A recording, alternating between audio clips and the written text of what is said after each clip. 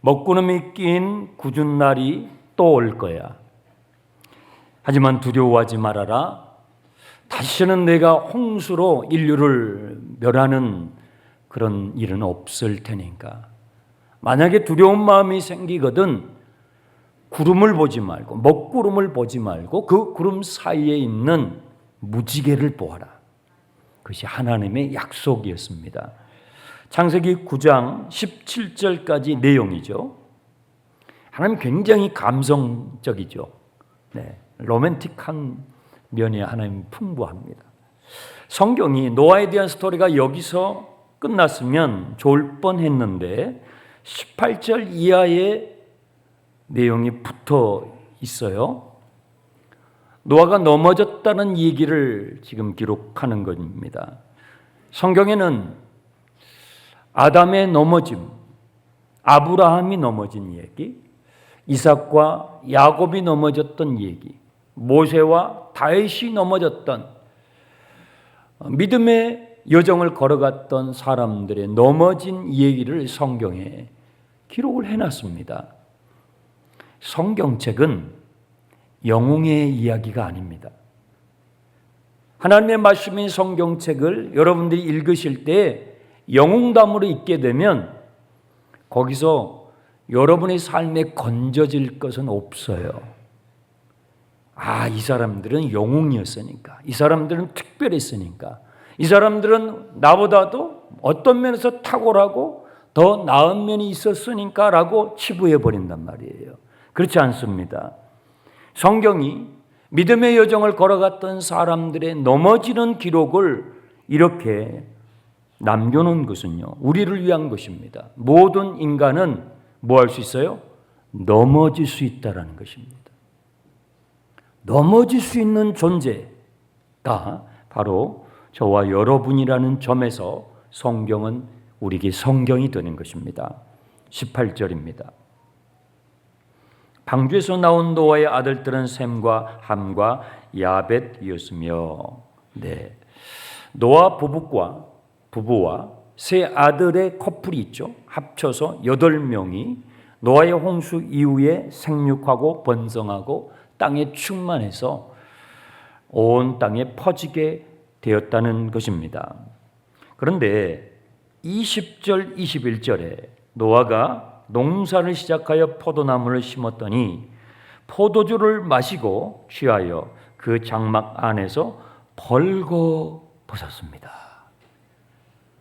이게 웬일입니까? 우리가 아는 바로 그 노아 맞습니까? 맞습니다. 충격인 것입니다. 노아는요 120년 동안 방주를 지으면서 흐트러지지 않았어요. 그의 삶의 면모와 신앙의 여러 영역에서 흐트러짐이 없었어요. 갑갑하고 답답했던 방주 안에서도 노아는 흐트러지지 않았어요. 그런데 지금 만취한 상태가 돼서 옷을 홀라당 벗고 인사불성이 돼 있어요. 하체를 드러내고 있단 말입니다. 옷이라는 것은요, 우리의 부끄러움을 가리우기 위해서 입는 거 아니겠습니까? 그런데 옷이 벗겨진 줄 모르고 널브러진 채로 만취가 돼서 있는 것입니다. 술 마셔보신 분들, 이렇게 깜빡 졸다가 이렇게 갑자기 손을 드는 수가 있습니다.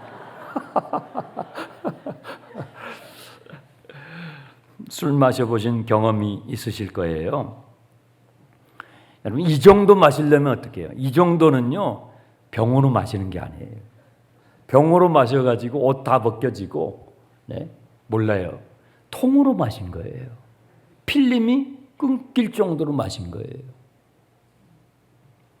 이렇게 만신창이 되도록, 필름이 끊겨지도록 내 옷이 벗겨진 줄도 모르고 하체가 드러난 줄도 모르고 마실 정도의 술을 마실 때는 어떨 때 마시나요? 이유가 있잖아요. 이유가 있죠. 포도 농사가 너무 잘 돼가지고 기분이 좋아서 이렇게 마셨을까요? 아니에요. 문맥을 보면 그런 게 아니에요. 그러면 노아가 지금 나이가 많이 들어서 지금 나이가 지긋한 나이입니다. 나이가 너무 많아서 외로워서 그 외로움을 이기지 못하고 이렇게 술을 마신 걸까요? 아닙니다. 그렇지 않습니다. 방주에서 나와가지고 긴장이 풀려서 그동안에 긴장을 하면서 있었는데 방주에서 나오니까 긴장이 풀려서 마셔서 이렇게 된 걸까요? 그런 것 같지 않습니다. 노아가 만취가 되도록 노아의 실족함은 그 이유가 복합적인 것 같습니다. 트라우마 같습니다. 여러분, 홍수 트라우마, 요즘 우리가 사용하는 이 트라우마라는 단어가 있지 않습니까? 신체적으로나 정신적으로 위협이 되는 큰 사건을 경험한 사람들이 나타나는 심리적 외상을 트라우마라고 합니다. 세월호에서 희생당한 사람들, 젊은이들이 많이 희생당했습니다. 여러분, 세월호에 희생당한 사람들만 희생자일까요? 살아남은 사람들은요? 거기서 살아남았던 사람들은요? 아무렇지 않고 아무 일 없이 일상을 살아갈 수 있을까요? 해마다 그때가 되면, 해마다 그 시즌이 되면, 그 기억이 떠오르면 악몽을 꾸지 않을까요? 살아남은 자의 고통, 죽은 자에게 아픔이 있죠. 그 순간에. 그러나 그 자리에서 살아남은 사람들의 고통, 그 아픔은요, 엄청난 것입니다. 그것을 트라우마라고 하죠. 노아는요, 살아남았습니다. 아무렇지 않았을까요? 그는 믿음의 사람이니까. 그는 방주를 건축한 사람이니까. 노아는 홍수 이후에 아무 일이 없는 것처럼 농사를 하면서 자기의 일상을 꾸려갔을까요? 그러면 사람이 아니죠.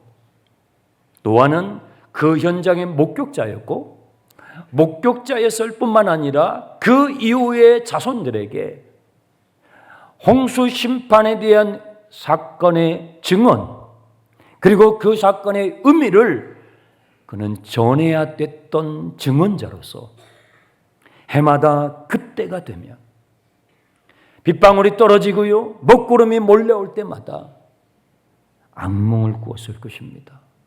비명소리가 들렸을 겁니다. 죽어가는 사람들의 장면을 목격했거든요. 수많은 사람들이 홍수에 떠밀려 죽어가는 장면을 노아는 보았거든요. 그 악몽에 시달리면서 노아는 남은 생애를 하나님을 증언하면서 살았던 것이죠. 그래서 저는 이 노아의 실족함이 그의 경험되었던 트라우마에서 비롯된 것이라고 저는 그런 가능성을 놓고 말씀을 여러분과 나누고 싶습니다. 아버지 노아의 실족함은 자녀들에게 영향을 끼쳤습니다. 그래서 부모의 노릇이 어려운 것입니다. 부모의 행동은요, 자녀들에게 영향을 끼칩니다. 22절에 보시면은 노아의 둘째 아들 함이 아버지가 하체를 다 드러내놓고 술 취해 있는 그 모습을 보고 밖에 나가가지고 형제들에게 흉을 봅니다. 형, 쌤, 형, 아우야, 지금 아버지가 지금 난리야. 난리도 이런 난리가 없어. 완전히 취했어. 다 드러내놓고 아마 우리 아버지 노망인 것 같아 하면서 흉을 본 것입니다. 험담을 한 것입니다. 여러분, 어렸을 때는요, 할아버지나 할머니, 부모님이 커 보입니다. 대단히 커 보입니다. 정말로 어른들이십니다. 그런데요, 그 어르신들이 연세가 들고 나이가 점점점 깊어지면서 실수가 잦습니다. 실수를 하시는 그 어르신들을 보면서 그토록 커 보였던 어른들이 어때요? 작아 보이기 시작합니다. 작아 보이기 시작합니다. 여러분, 노아가 그 후손들에게 얼마나 커 보였겠습니까? 하나님께 순종하며 방주를 짓고요, 그 홍수 이후에 삶을 이어가는 그 노아의 모습을 보면서 그 자식들과 후손들이 얼마나 위대해 보였겠습니까? 그런데 성경은 노아의 그런 모습만 기록해 놓은 것이 아니라 노아의 마지막 모습이 너무나 누추하게, 너무나 작게 묘사해 놓았습니다. 그 가정의 성숙도는요, 부모의 흠을 볼 때에 그 부모의 흠을 가족들이 어떻게 반응하느냐에 달려 있습니다. 자식의 흠을, 남편의 흠을, 아내의 흠을, 그 흠을 그 가족들이 어떻게 처리해 주느냐에 따라서 그 가정의 성숙함이 드러난다, 이것입니다. 23절에는 함의 행동과 완전히 상반된 장면이 나오는데요, 우리 23절을 함께 읽어보겠습니다. 셈과 야벳이 옷을 가져다가 자기들의 어깨에 메고 뒷걸음질 쳐 들어가서 그들의 아버지의 하체를 덮었으며 그들이 얼굴을 돌이키고 그들의 아버지의 하체를 보지 아니하였더라. 여러분, 펜이 있으시면 23절에 덮었으며에다가 밑줄을 한번 그어보세요. 큰아들은 셈입니다. 셋째는 야벳입니다. 함이 아버지의 그 수치스러움을 막 흉을 보고요, 험담을 하니까 셈과 야벳이 그 얘기를 듣고 서로 의논했습니다. 이들의 행동은요, 의논했다라는 것을 느낄 수 있어요. 이들의 행동이 얼마나 신중했는지. 셈과 야벳은요, 그 이야기를 듣고 아버지의 떨어져 있는 옷을 가져다가 자기들의 어깨에다가 걸쳐요. 그리고 뒷걸음질 칩니다. 앞으로 가지 않습니다. 뒷걸음질 한 걸음 한 걸음 쳐서 벌겨벗겨져 있는 아버지의 하체를 덮어주고 그 하체를 보지 않고 나왔습니다. 정말 대조적인 장면입니다. 뒷담을 까지 않습니다. 조롱하지 않았습니다. 여러분, 노아는 그 가정의 가장이면서도 그 부족의 족장입니다. 리더입니다. 리더는요, 앞에서 리드하는 사람이기 때문에 따라오는 사람들보다 흠이 더 잘 보입니다. 어떤 분들이 저에게 이런 질문을 해요. 목사님, 어떻게 저런 사람을 목자로 세웠습니까? 그러면 제가 그 이야기를 듣고 굉장히 난감합니다. 목사님, 어떻게 저런 사람을 권사로 세웠습니까? 저런 사람을 안수집사로, 장로로 세웠습니까? 어떻게 저런 사람을 목회실의 교육자로 세웠습니까? 굉장히 난감합니다.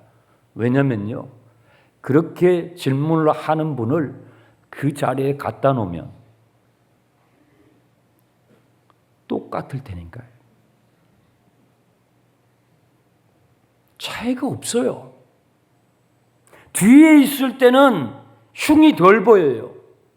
앞으로 나아가면요, 다 보여요. 목자의 흉은요, 목원들보다 더 잘 보입니다. 성도들의 흉보다요, 장로님들의 흉이 더 잘 보여요. 여러분, 장충단 교회에서 흉이 제일 많이 보이는 자리에 서 있는 사람이 누굴까요? 저예요. 여러분이 한 달만 이 자리에 서서 설교해 보세요. 많은 것들이 드러날걸요. 네. 리더는요, 따라오는 사람들보다 흠이 더 많이 드러나는 거예요. 자식들보다도 부모의 흉이 더 많이 드러나요.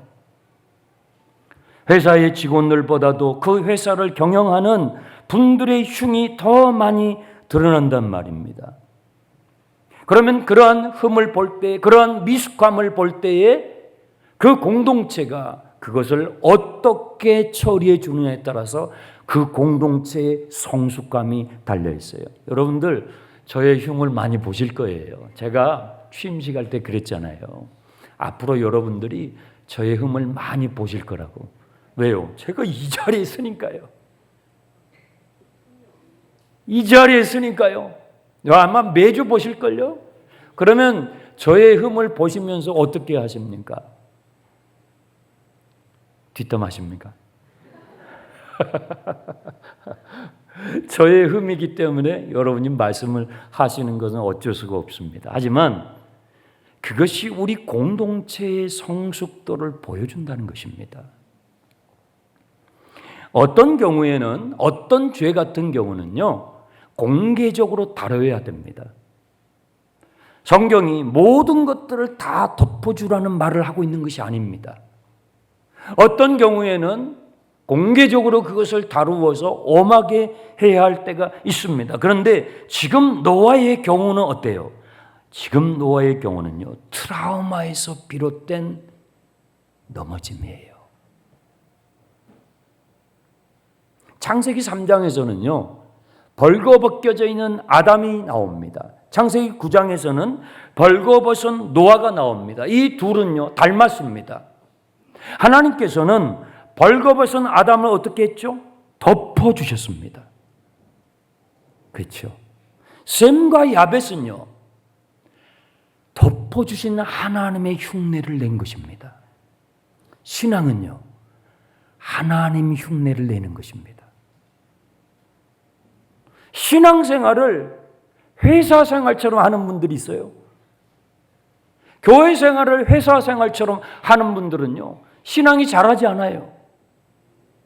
교회 생활은요, 신앙생활은 가정에서처럼 하는 것입니다. 가정은 어떻습니까? 허물이 보여요. 허물이 보여요. 허물을 굳이 감추려고 하지 마세요. 그 허물을 나누세요. 집사님, 저에게 이런 허물이 있어요. 권사님, 저희 가정에 이런 허물이 있어요. 여러분, 그게 목장 모임이에요. 목장 모임에서 너무 위대한 얘기를 나누지 마세요. 너무 정답 같은 얘기, 재미없어요. 재미없어요. 여러분의 허물을 나누세요. 그러면 재밌습니다. 다 허물이 있으니까. 다 실수하니까. 노아가 실수하잖아요. 노아가 술을 마셨어요. 취했습니다. 하체를 드러냈습니다. 노아가요, 노아가요.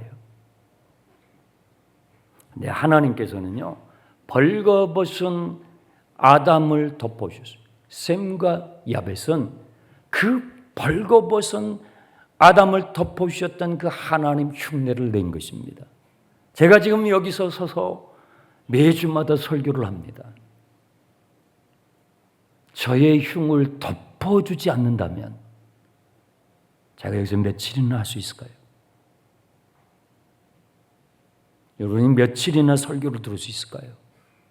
우리가 이 세상을 살아가면서 하나님을 의지하고 살아갈 수 있는 것은 우리의 허물을 덮어주시는, 여러분과 저의 허물을 덮어주시는 하나님이 살아계시기 때문입니다. 하나님은요, 우리의 허물을 덮어주시는 분이십니다. 예수님이 왜 이 땅에 오셨겠습니까? 예수님은 흠 많고 허물 많은 여러분과 저의 인생의 그 미숙함을 덮어주시기 위해서 오셨습니다. 십자가에 흘리신 보혈로, 그 십자가에 이루신 승리로 우리의 부족함과 우리의 미숙함을, 우리의 연약함을, 우리의 허물을 덮어주시기 위해서 주님께서 오신 것입니다. 성경에 수많은 사람들이 실족하고 넘어진 얘기들은요, 그것을 폭로하자는 것이 아닙니다. 그것을 폭로하기 위해서 성경에 기록해 놓은 것이 아니라 결과적으로 하나님께서 그들의 허물을 덮어주셨다는 얘기인 것입니다. 5월은 가정의 달이에요. 오늘은 어린이 주일입니다. 어떤 부모님은 자식을 장난감처럼 다루는 부모님들이 있습니다. 야, 넌 아무것도 하지 마. 아무것도 하지 마. 엄마 아빠가 다 해줄 거야. 너 이거 입어. 입는 것까지 다 정해줘요. 너 이건 먹어. 너 이거 가지고 가. 오늘은 이거 내. 자식은요, 부모의 액세서리가 아닙니다. 장난감 아닙니다. 어떤 부모는 자식을 양육하는데 그냥 이만한 허물만 보이면 그냥 이야기합니다. 지적질을 합니다. 여러분, 그 자식이 큰 마음을 가질 수 있을까요? 다른 사람의 허물을 가려주고 다른 사람의 허물을 덮어줄 수 있는 큰 마음의 소유자가 될 수 있을까요? 될 수 없어요. 실수할 수 있는 자유, 실패할 수 있는 자유, 넘어질 수 있는 자유가 허용된 것이 가정이어야 합니다. 그것이 가정이어야 합니다. 넘어졌을 때 일어날 수 있도록 응원해주고 못 일어나면 다가가서 손잡아서 일으켜주고 그것이 가정이어야 되는데 우리는 자식을 양육하면서 장난감처럼 너희 엄마가 해주는 것만 해. 그러면 어떻게 책임감 있는 존재가 되겠냐고요. 어떻게 이 세상을 살아갈 때 다른 사람의 허물을 보면서 그 아픔을 이해해주고 그들의 트라우마를 이해해주고 그들이 넘어졌을 때 흉을 가려줄 수 있는 큰 마음의 사람이 되겠냐 이 말이에요. 하나님은 우리 허물을 가려 주십니다. 제가 지금 이 자리에서 설교할 수 있는 것은 여러분이 저의 흉을 가려 주시기 때문입니다. 지금까지 살아오시면서 여러분이 큰 실수를 하고 큰 실패를 했을 때 누군가가 그것을 가려줬던 분들이 있었죠. 있었죠? 있었죠? 회사에서도, 집에서도, 교회에서도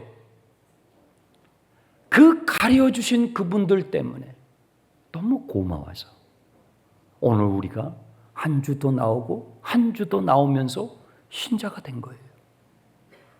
그렇다면 우리는 어떻게 살아야 합니까? 우리도 역시 우리 옆에 있는 우리 지체들을, 우리 옆에 있는 우리 가족들의 허물을 가려줄 수 있는, 덮어줄 수 있는 여러분과 제가 되기를 주님의 이름으로 축복합니다. 가족의 허물을 덮어주십시오. 부모님의 허물을 덮어주세요. 남편의 허물을 덮어주세요. 여러분의 아내의, 여러분의 자녀들의 허물을 덮어주세요. 그래서 여러분이 믿고 있는 예수 그리스도를 여러분의 가족과 여러분의 지인들이 발견할 수 있도록 도와주세요. 여러분을 통해서 여러분의 가족이 구원받게 되고 여러분을 통해서 여러분 주위에 있는 영혼들이 하나님을 발견하게 되기를 예수님의 이름으로 축원합니다.